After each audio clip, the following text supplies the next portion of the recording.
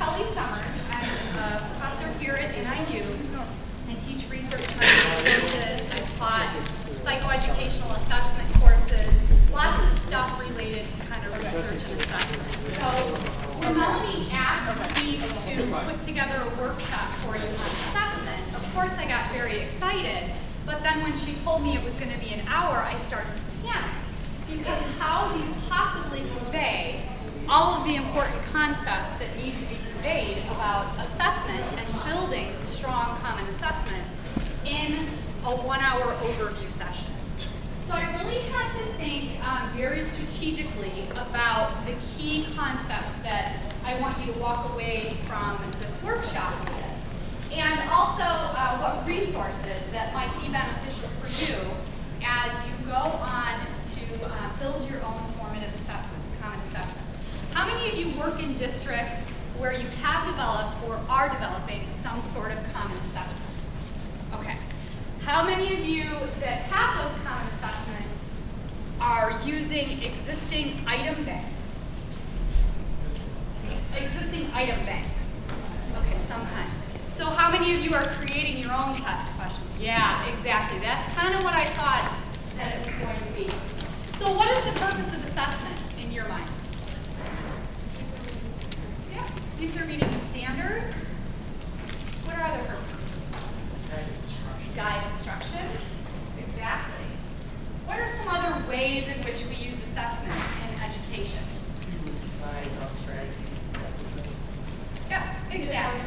Yes, evaluation. There are so many different ways that assessment is used in education, depending on who that end user is. As a classroom teacher, you're going to use data very differently than, say, a district assessment coordinator that might be looking more at program evaluation sorts of things. But the bottom line is assessment informs decisions, right? We always need to think through when we build any assessment, who needs the information, what information do they need, and what decisions are going to be made with that information once the test is complete. So when we think about test development, there are two key concepts. There's the idea of reliability of a test and validity of a test.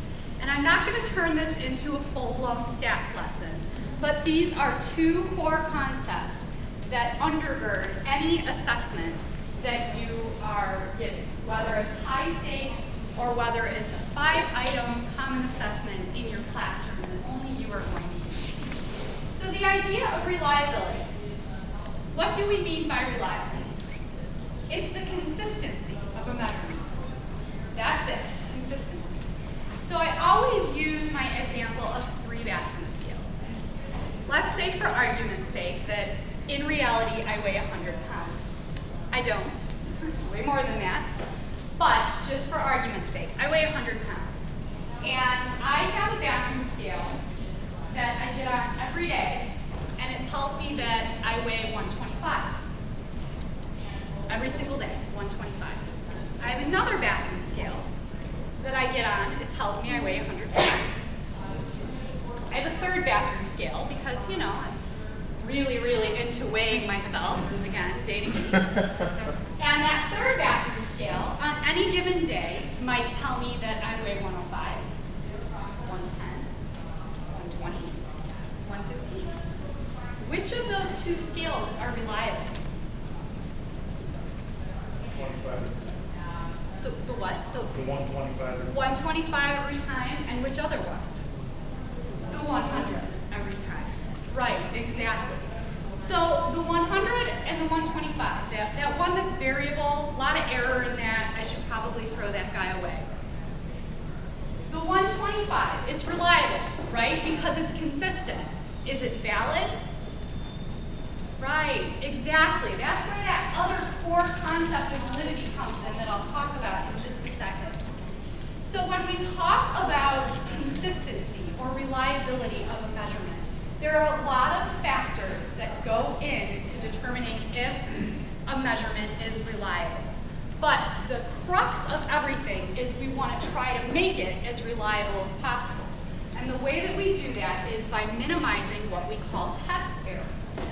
This is why when you're giving standardized tests, highly standardized tests, like the EPAS kind of tests, or ISAT, we had ISAT, even PARC, although that's a little bit more loose as we figure that out. That's why those tests are so crazy standardized, where you have to make sure that you're saying the script in the exact same way. And has anybody ever given or proctored the ACT? Yeah, they're super insane with their standardization, right? Like you can't even have people walking into the room, otherwise you have to file a little report.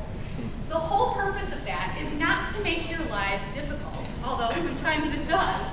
The whole purpose of that is to minimize the error term in that observed score. Any test score is comprised of that test taker's actual ability and some sort of error. It's just inherent in testing. It's why we build confidence intervals around things. Confidence intervals are probably most easily understood in the frame of political candidates and how they're trending or how they're polling.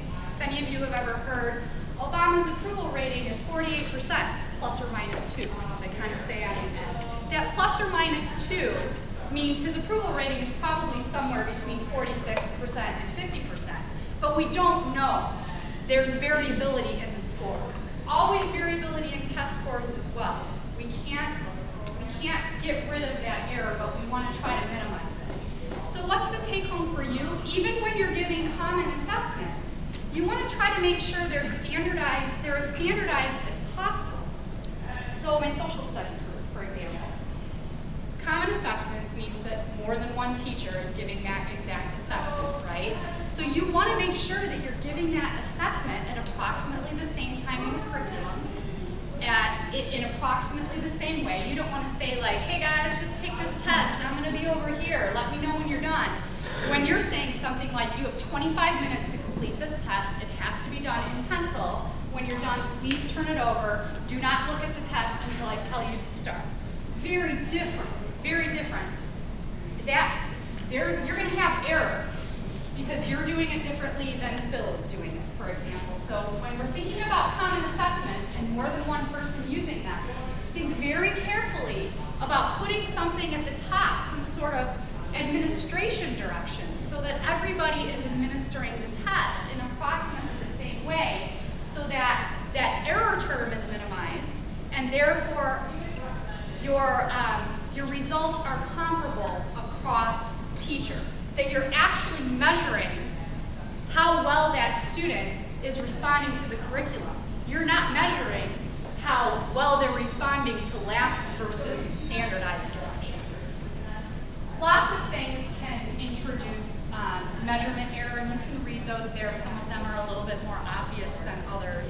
But the whole point in reliability of assessment is to try to minimize that error term. So reliability is determined statistically, solely statistically. There are no judgments in reliability. You can't say, well, I think this test is reliable. This test looks reliable to me. No. Statistics will tell you if it's reliable or not. Validity is determined statistically and also based on some judgment. So you can use your judgment, called face validity. There's many different types of validity. But validity goes back to that idea of those bathroom scales. Remember, I had two that were reliable, and they were reliable solely based on the fact that their measurements were consistent. Consistently told me I weighed 100 pounds, consistently told me I weighed 125 pounds. Only one was valid, right? So you need both in a test. You need both reliability and validity. Validity is the idea that you can actually make decisions with the test that you're getting. So, this is what I want one of the validity takeaways to be for you. If somebody says, this is a valid test, your immediate question to them should be, valid for what? Valid for what? Because a reading test could be very valid, probably very reliable, but is a reading test valid to determine math achievement? No. Is a social studies test valid to determine science achievement? No. So your question about validity should always be valid as well. Okay, so I want to do a fun little example here. This is what would be called an intelligence test. I'm not calling it that. This is a legitimate test that was made in 1977 to illustrate a point that I'm using now to illustrate a point. So this is an intelligence test. Cultural Regional Upper Crust Savvy Test is what CRUST stands for. So, item 1, when you're posted at a country club, what do you think that means? What do you think? C. You're publicly announced as not having paid your dues. Yeah, that's right. Yep. An arabesque in ballet is what? Yeah. B. Okay. The blue book is what? B. C, I would think. In this context, it's actually D. Yeah, in this context, it's actually D. Remember, this is a cultural, regional, upper crust savvy test. Probably doesn't have much to do about used cars. Got a couple more to illustrate the point. Brookline. I actually don't even know where Brookline is, to be honest. But if we were upper crust people, Beef Wellington, B, I do know it's B, yep. And Choate is actually a prep school on the East Coast. So all of these test items, all of these intelligence test items are about East Coast high society culture. It's developed in 1977. Actually, it was developed to show that there was some bias inherent in IQ testing at the time, just for a little background. So do you think this test is reliable? Yeah, it's actually very reliable. And here's why it's reliable. Because all of these items are about the same thing. All of these items hang together well. So go back to that idea of a reading test and a math test. If you have a 20-item reading test, and all of a sudden one of the items, like item 19, is more math-based, that item, statistically, we could tell how well that item hung together with the rest of them. Now this happens more with math tests than with reading tests because, as we know, sometimes math tests actually become reading tests. And that's something when we're developing our common assessments we have to actually think about. So this is a very reliable assessment. Remember, reliability is only determined statistically. So statistically, all of these items hang together well. Remember, it's purported to be an intelligence test. Is it valid? Yeah, no, exactly, no.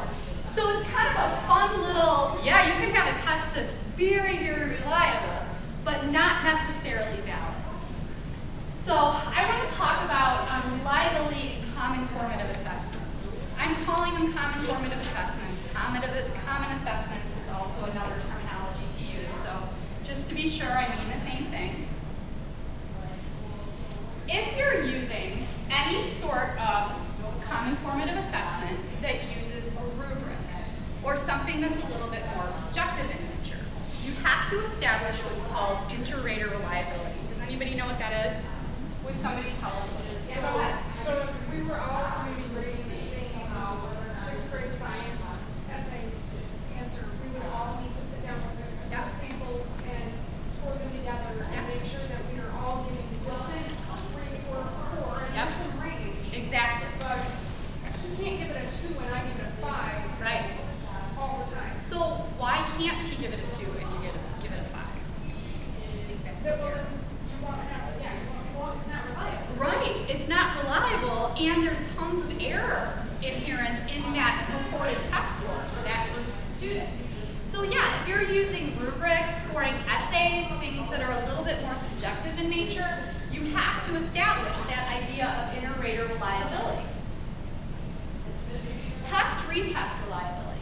This is another important one if you're using your common assessments in a pre-post sort of fashion. Do any of you do that? Where you pre-assess? Okay, yeah, sometimes we do, sometimes we don't. Test-retest retest reliability doesn't mean you want those scores to stay stable over time, because in fact that would actually be bad for common formative assessment. Test-retest reliability just means that you want those scores to behave in the expected way the second time you administer the test.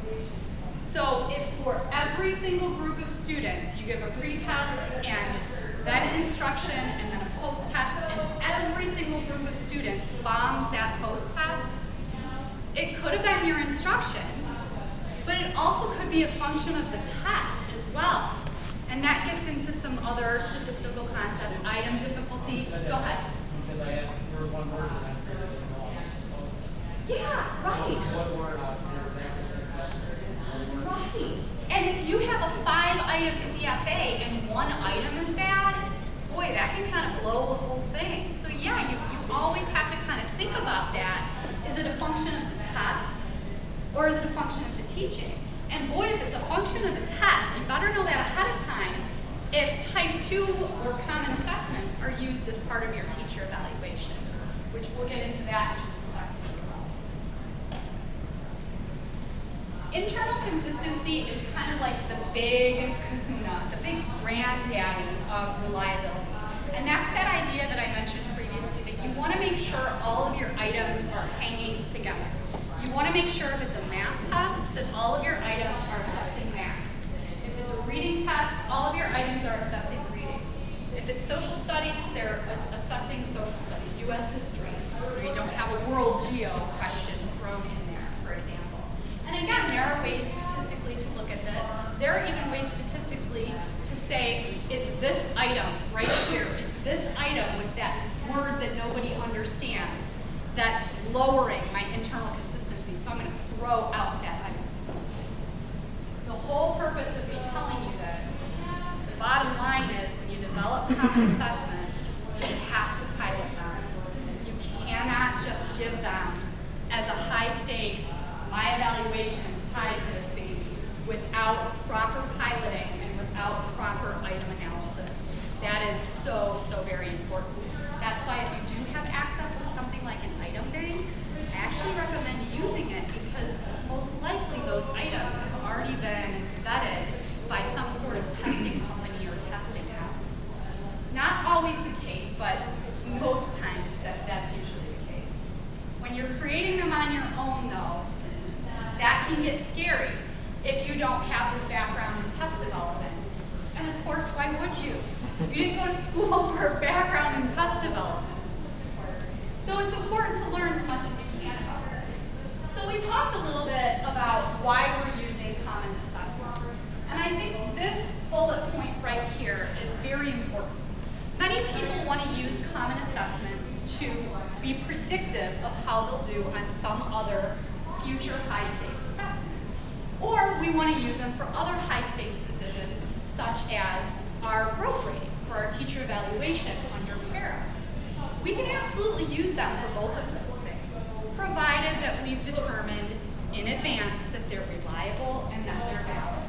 And this takes usually a minimum of a couple of years, because you want the bigger sample size you have to make these determinations, the better.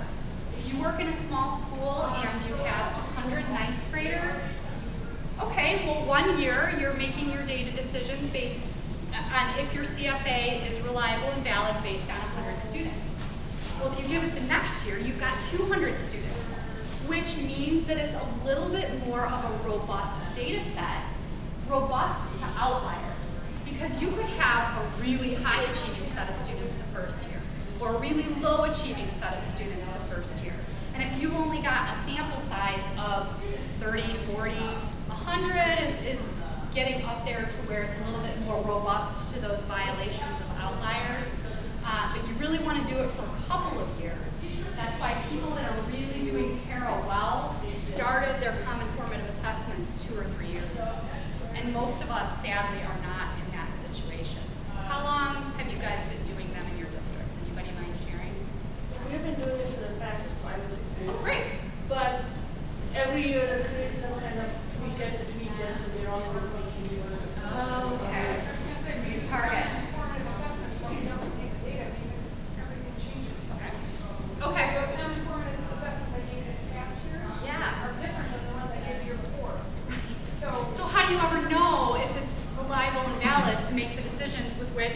You're being tasked. Yeah, exactly. So it can be a little bit of a gummy, tricky situation. So I assumed that most of you would be in the position where you have to construct your own items. I want to show you something that I loaded into the Google Drive. It's a wonderful resource.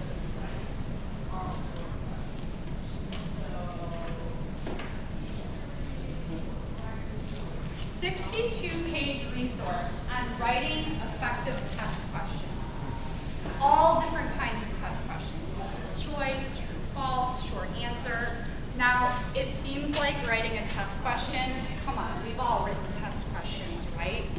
You would not believe what you actually learn about test questions when you read a document like this. It's very eye-opening, and I even catch myself doing it in some of my quizzes and tests for my college students as well. I'll think, oh my goodness, that's a bad test item. I worded that really, really funny. I need to throw that out. I have a couple of examples to drive home this point for you all.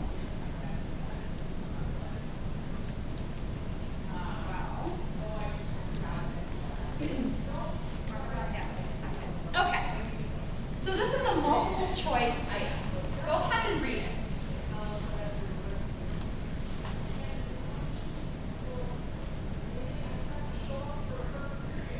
I'm going to go ahead and give away that this is a poorly written item because of the choices down here. Any ideas why it might be poorly written? It depends if you didn't write an invitation, you would like to go C or B. Yeah. Because it kind of, It could. Right, it could be that. So you're actually thinking more deeply, but it really has to do with item D right here. And that when you construct a test question, you really want all of the possible answers to be similar in length and grammatical form. Oh my gosh. Simple, right? But who would have ever thought of that? Right, it's so stupid. It's like, no, that doesn't matter. Actually, it does. There's tons of research that shows us that it matters. Simple things like that matter. Okay.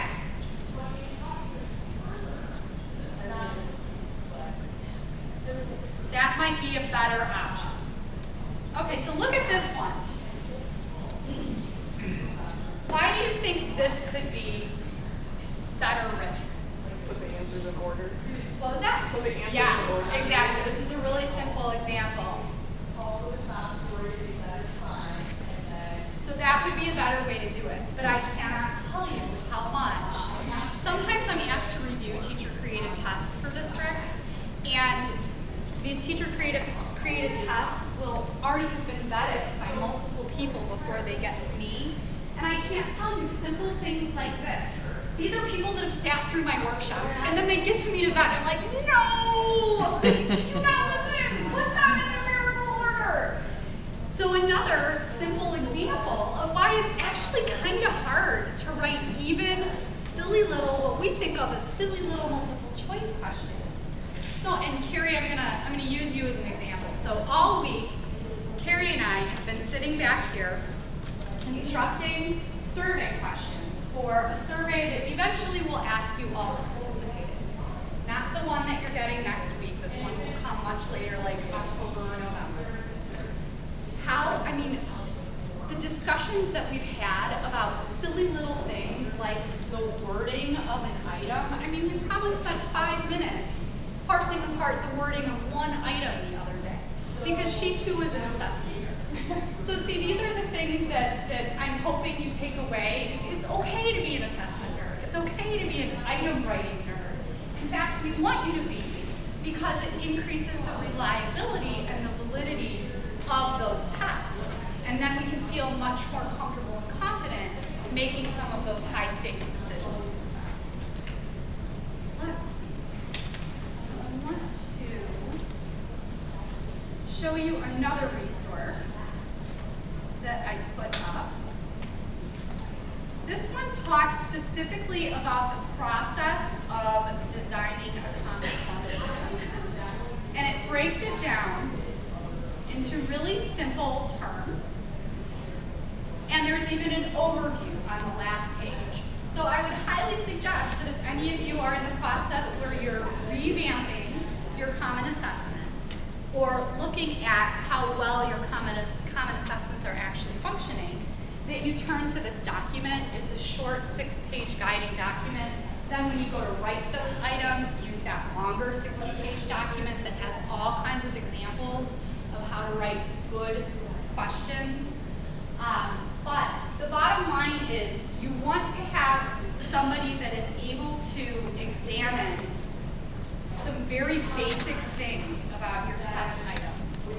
Things like item difficulty and item discrimination. What the heck are those, right? Does anybody know what item difficulty and item discrimination are? Right, but things like this that really can make an impact on us if the test is reliable and valid. So item difficulty has to do with perhaps you've created a test that is just too darn difficult. Every item is above average in difficulty for your students. And the shorter assessments that you give, the more subject they are to things, to violations like this. If you're like a 25-item assessment, usually some of that will come out in the wash. But the whole point of common assessments is to be short and sweet and to the point. So you might have a 5 or 10-item common assessment. How long are some of your common assessments? Yeah, 6 questions, that's pretty typical. 10, 1 essential question, right. So boy, that's pretty high stakes. That's a pretty high stakes. Is it like a short answer kind of, like one multiple choice item? No, one. Okay, so you probably have rubrics. Yeah, okay, all right. So an item discrimination has to do with how well your high test takers are answering that question and how well your low test takers are answering that question. So you would expect on any given item, those that are scoring high on your test overall would score high on any individual item, and the converse for those that are low scoring test takers. Sometimes items actually don't discriminate at all. So you want to get rid of those items. So simple statistics that could be calculated probably in Excel if you knew how to do it would help you write a better common assessment. So remember back to the discussion about error. The more subjective a test is, the more error that can be introduced into that score. So here's a nice little arrow of the most subjective to the least subjective. I am by no means advocating that you should get all multiple choice common assessments. That's super boring for you and might not be the best way to get at if the children actually know the standard and have been impacted by it. The whole point of this is to let you know that if you are doing things like this, you better make sure you're establishing Interrater reliability among the group of people, among the common teachers that are actually using that assessment. That's very important. I also have a little slide on pros and cons of the different types of assessment items. A lot of these are common sense. But I think what I want to do for the next few minutes is if all of you could get into the Google Drive and open up that 62-page document. So about the first 12 pages of this document get into things like technical adequacy, reliability, and validity. Some of the things that I've already told you. The rest of the document is nitty-gritty on how to actually construct these kind of items. So we have multiple choice, true, false, matching, and I believe we have constructive response as well. Essay. Okay. How many tables do we have? 1, 2, 3, 4, 5. Okay. All right. So for about the next 10 minutes, this is going to be my multiple choice table. Okay? You're my multiple choice table. Back there with Matt, you are the true false table. Matt, you're Matt, right? Are you Matt? Yeah, okay, Matt's table. Okay, thought I remembered that right. Matt, you're the true false table. Matching, you're my matching table.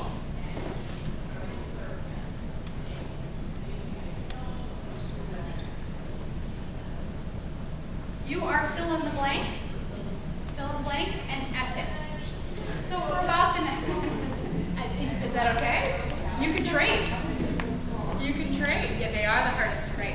So for about the next 10 minutes, read through those brief sections in that document, discuss at your table, and this is a jigsaw. So for the last 5 minutes, I want each table to spend about a minute reporting the most essential takeaway that you learned about writing those type of items from that section. Okay? Everybody understand the directions? All right.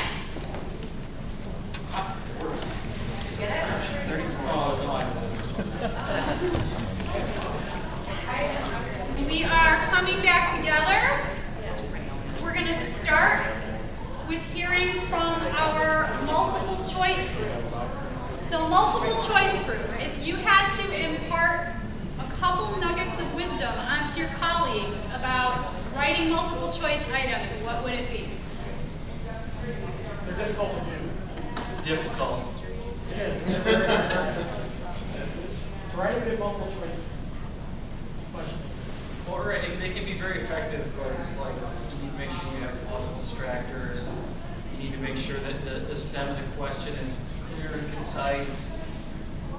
And there's just so many little nuanced things that can go on with a multiple choice question. We all think, oh, multiple choice, that's easy, right? No, it's actually quite the opposite. Yeah. The great thing's more to check reliability. You really have to use multiple times before you complete. And you really, I think, my experience to make them reliable, you really have to, after the test, go through each one with the kid and say, why did you answer it this way? And they have some pretty good arguments. Right, to learn why, or if it's not an effective item, ask the class, this was the correct answer. Most of you were picking, Why? Yeah. why were you picking it? That can help you refine the item. Obviously, you wouldn't want to use that item to calculate scores on that particular administration, but it doesn't mean you want to totally throw it out. Yeah, they can be difficult. The other thing about multiple choice tests, and you'll see this if you look at that 6-item constructing common assessments document. When you construct common assessments, you want about 40% of your items to be those higher level reasoning skills on Bloom's taxonomy or level 4 on Webb's depth of knowledge. That's very hard to do with multiple choice assessment items.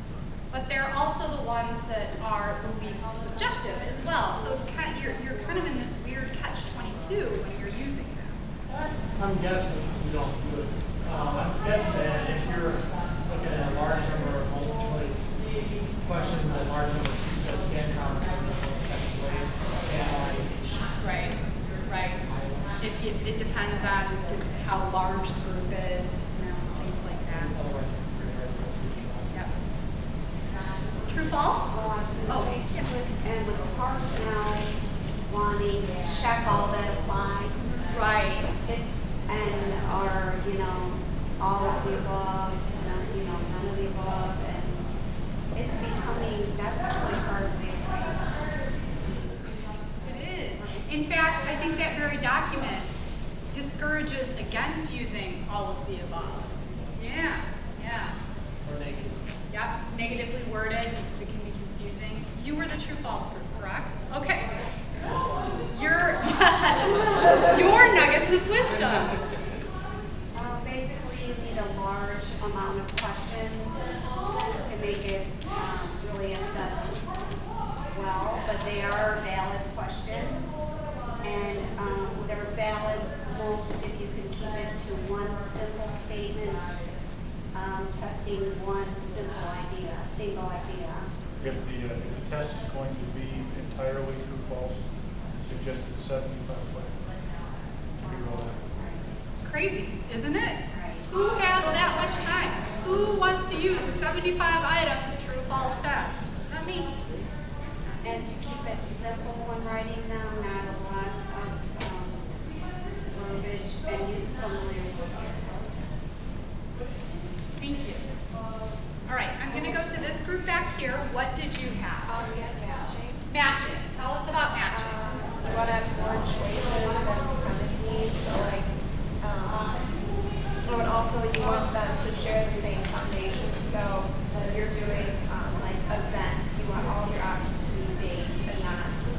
just one date option and all you want to avoid clues like A and it's best for knowledge level questions that are fact-based. So the lower reasoning. It also mentions keeping them either all plural or all singular, so that there's not that giveaway. And would you ever have thought that? I mean, little things like this that you read through this document and you're like, really? Who takes the time? Who is the nerd that takes the time to think through and actually test all of these little nuances? Yeah. Thank you. Short answer. Match. Fill in the blank. Okay. Fill in the blank. We broke it down into advantages and disadvantages. An advantage, it minimizes guessing that you might do in a multiple choice type of test, and it's good for recall type questions. Disadvantages, it could perpetuate rote memory. Obviously not as high level as maybe an essay question or a constructive response. And it's open to interpretation, so there could be more than one correct answer. And a tip that they gave in the article was, I think sometimes we'll fall into this, let's try to just eliminate a random word and make it really tricky for our students. They said, no, just eliminate the most important word, the skill that you, or the content that you really want to test, as opposed to trying to trick people up with random words that you're pulling out of the film. Great. Last but not least, essay. So with essay questions, they're obviously not good for basic facts. You need to make sure that you're defining the question tasks really fine. Don't just say explain photosynthesis. So, I mean, every student can go a different way with that. Right. You have to be more specific in the question. What you're looking for. They talked about how it's better to have multiple question essay tests that have shorter answers as opposed to one big question you expect the teacher to answer. Well, they also said that it's not good in the test to, sometimes teachers will say, here are 3 questions, pick 2 to answer. They say you shouldn't do that because then it's not going to be very reliable. There's a lot of variability. Different tests, basically. Of course, figuring out the rubric, how you're scoring it is a big thing. They give you some suggestions for how to score that. And then the other big thing is you need to prep kids how to take these. You need to practice in the classroom how you answer an essay question. Because answering one, they're used to doing that in jars, but in science, especially in math, it's not as big a math. Right. Are they allowed to answer it just via bullet points and short kind of ideas? Maybe, probably not. But yeah, that's why it's always good for standardization, even with an essay question, to have some very clear directions at the top that you as a teacher read before you give that concept. Anything else? All right, thank you very much. So a couple of things that I want to say in the last minute here. This was like the quickest possible overview that I could have given you about how to construct common assessments. We have entire graduate level and undergraduate level classes in the College of Ed on assessment development. So if any of you want to learn more, I would highly suggest you look into that. And just to make sure, the key concepts of reliability and validity, so many people throw those terms around because they've heard them. Oh, this test isn't reliable, this test isn't valid. What's reliability? Consistency of measurement. And if somebody says this test isn't valid, or this test is valid, what are you supposed to say? Valid for what? Exactly. Valid for what? Okay, thank you so much. If any of you have any questions about anything, I'm always available through NIU email, and I'll be at that table the rest of the day. Thanks for being a great audience.